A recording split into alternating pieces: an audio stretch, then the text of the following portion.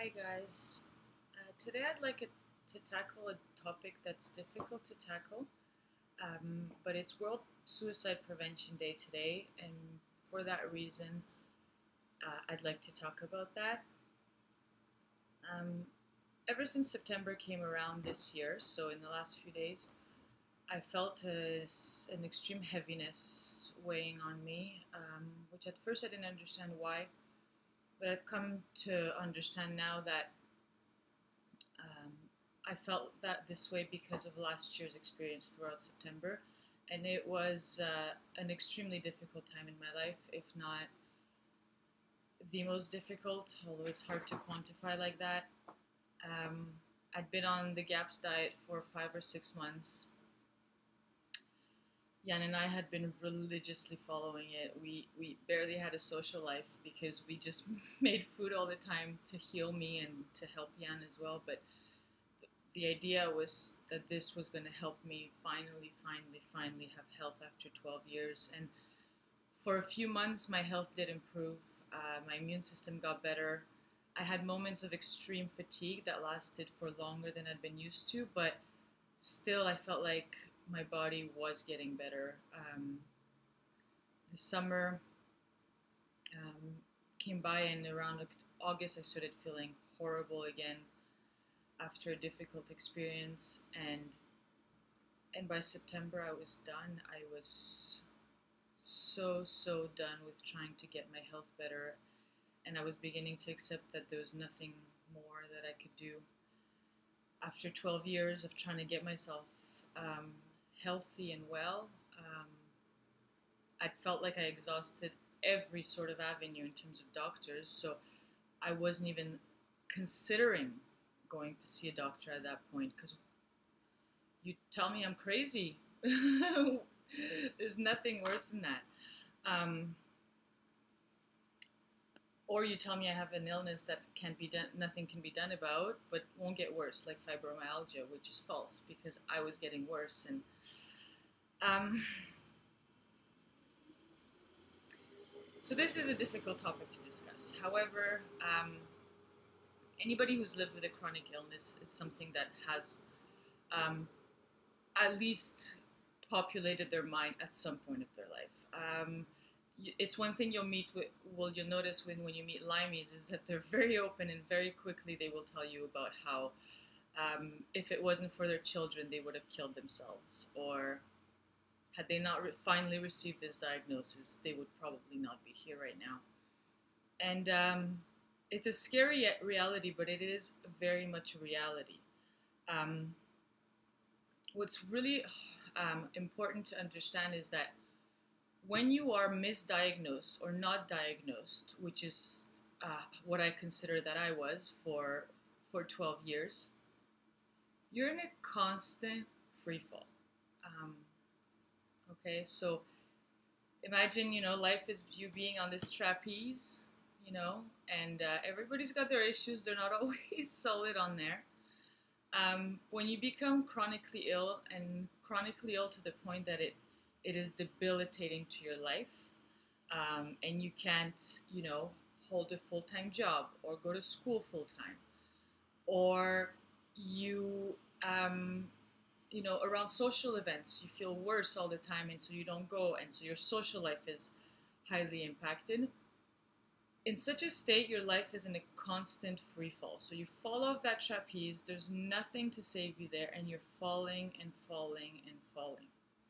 And honestly, when you're falling, the idea of just stopping that motion is a very liberating idea. Because do not forget that you are in terrible, debilitating pain. You are being told that this is the pain that you will be in for the rest of your life, because the medical system will not tell you that there's many things you can do to modulate that pain, like food and exercise, and technically we all know it, but there's certain specific types of diets that should be followed by people with chronic illness, and those are not accepted in the medical world. So as an example, and the arrogance and lack of caring of doctors is, in my opinion, criminal.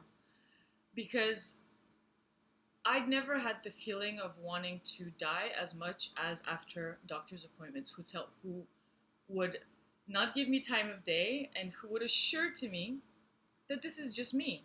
This is just how I am. Um, and essentially, that's what you're telling people when you tell them they have fibromyalgia or chronic fatigue, because there's no root cause, there's nothing showing.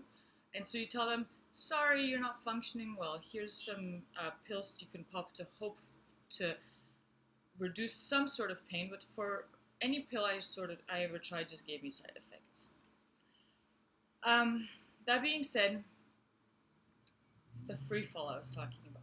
That free fall stops with a diagnosis like you have chronic Lyme disease, which is a root cause. You're then also far from being back on your trapeze, but at least there's a net. There's a safety net. You're lying there, and you're stuck, and you need help getting up, but at least you've stopped falling into space. And when you go to the doctor and you get told that there's nothing wrong with you, or there's no medicine for people like you, don't you think that's enough to take away your way to live? Because if your will to live, because there's nothing for me to do, right? What's the point? So yeah,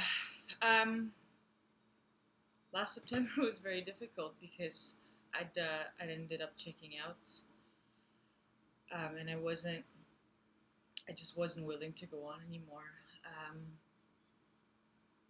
And as it had done many times before, love saved me, and I think it's the only thing that can. I think the number one thing for suicide prevention is empathy, and this is both on the level of people who are around you in your life. So, I mean, especially the people you live with, especially the people in your home. They need to see you. They need to see your pain. And number two, well, this is what I mentioned before, is empathy of the medical system, and especially of doctors, needs to happen. I believe this is a huge issue in our society. I haven't studied it extensively, but chronic pain is always comorbid with depression. It's normal. Your life seems hopeless, and sometimes is. You can never, ever, ever blame somebody who's chronically ill to be depressed. You can never blame anybody for being depressed.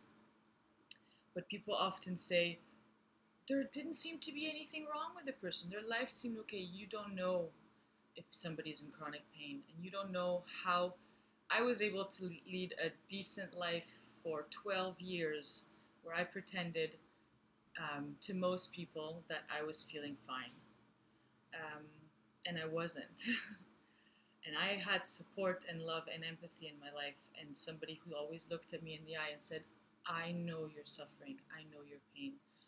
And even a few weeks ago, when I was finding this more difficult, this whole situation, and